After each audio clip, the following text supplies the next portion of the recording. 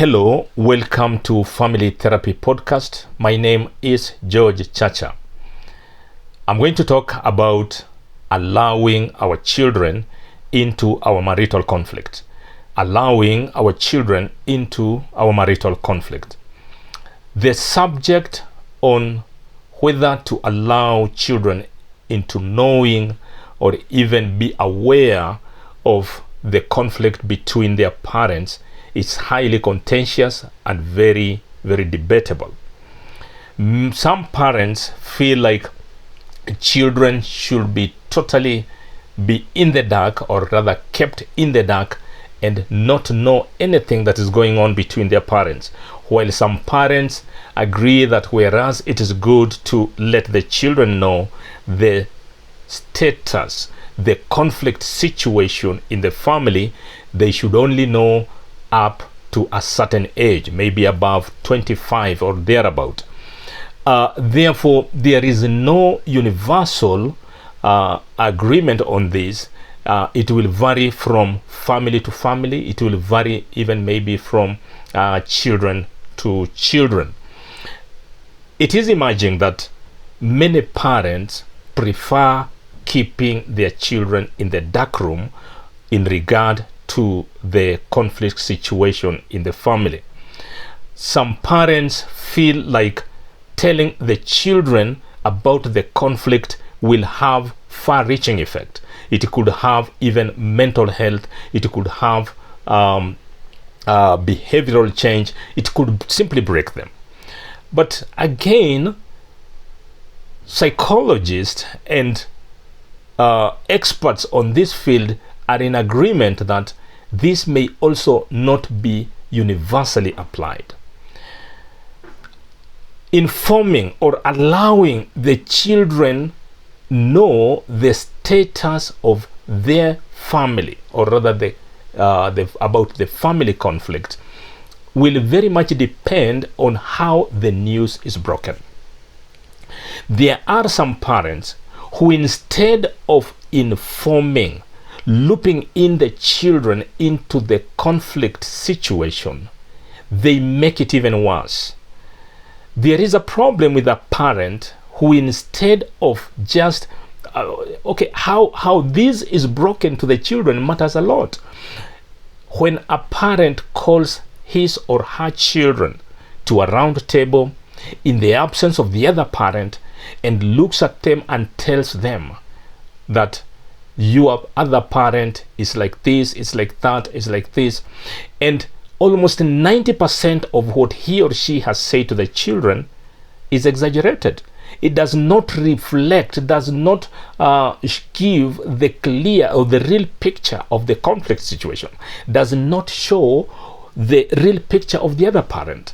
And therefore, what this other parent is doing is driving a wedge between the children and their other parent.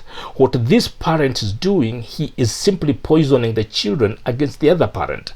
And therefore, the children feel pain to kind of know something that is not real. To them, it's like it's real, it is true. And therefore, this parent who is talking to the children kind of wants to make the children angry. He wants to hit at the other partner by using the children, and what an easy way than to kind of incite these children against their other parent. And the children could end up maybe acting two ways. Either they could believe this parent and hate the other parent, or they could hate both parents and grow to be very, very resentful and very bitter and lose interest in life and lose focus in life.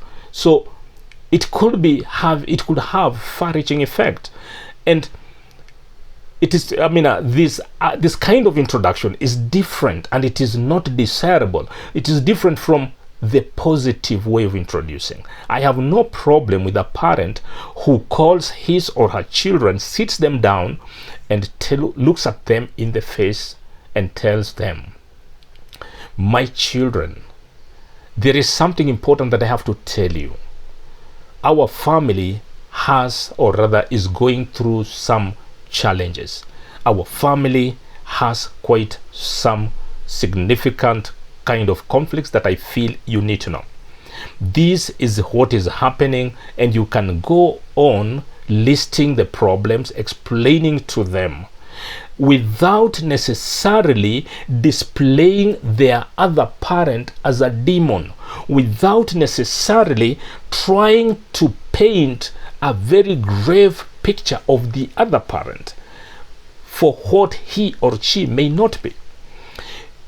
You are doing this with love. Therefore, when you are addressing your children, when you are looping your children into the marital conflict, you only want them to be aware. Don't think that these children don't know.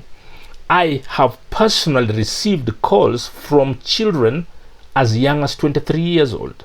Of course, those may be young adults, yes, but they are still children. And a young person calls and says, I started witnessing conflict between my father and mother from the time I was in class 8, from the time I was in secondary school, and so many times I saw the violence, the emotional violence. They would not talk to each other, or sometimes they would be abusing each other in front of us, sometimes inside the bedroom, and they think we are not hearing. These children have a very powerful antenna. They can speak both spoken and unspoken words. They can pick both spoken and unspoken signals, and they know it, and it is affecting them. They know the situation. So don't think that just because your children have never asked you about it, just because your children have never told you about it, therefore they don't know. It's only that maybe they are timid, or maybe they are just buying time, or maybe they have already made their conclusion about either they have made conclusion about both of you, or maybe one of you. The worst thing is they are most likely to have made wrong conclusion about you or about the other parent, and therefore it is important to loop them in. Talk to them, no matter how much you hate your other partner, no matter how much you really resent your partner. Call your children to a round table. Sit with them very lovingly, tenderly, and with compassion and understanding. Tell them the truth, giving them the real picture of the family situation. And even as you explain about this, be quick to point out and tell them, my darlings, our family is not an isolation. It is not the only family that is going through these challenges.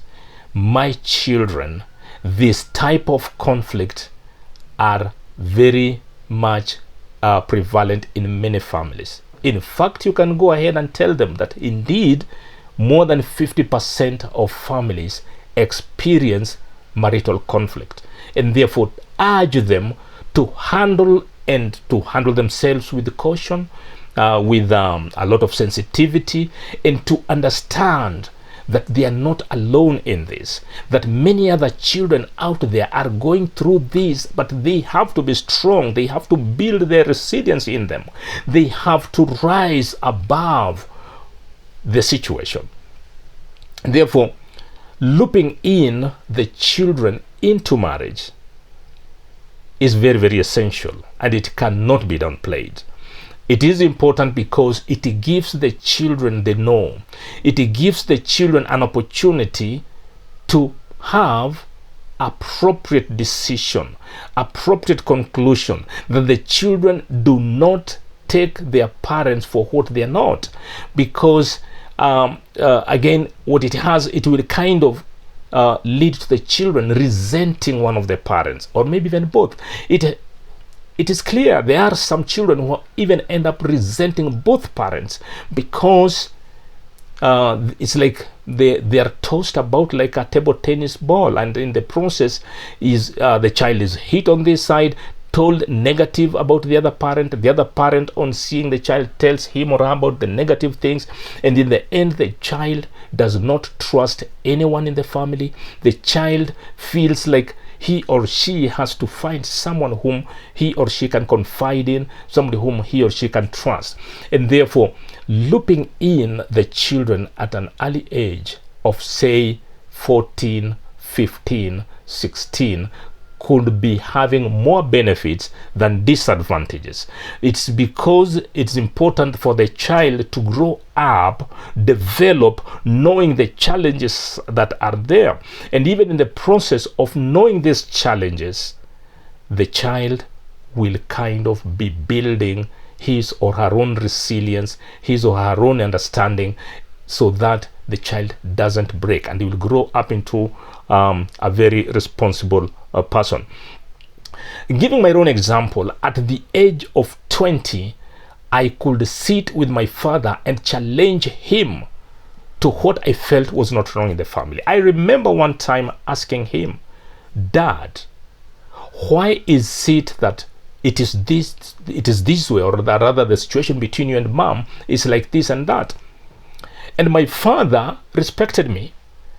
He always answered me. There are three most significant questions that I asked my father. Unfortunately, for purpose of privacy, I may not really bring up these questions, but I asked my father three questions as we sat.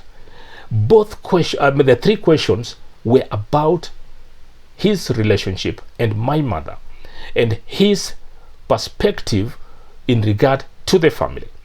My father answered me all the three questions, and I never asked him any other question because I was satisfied with what he gave me, and under the circumstances I felt that it had to be that way.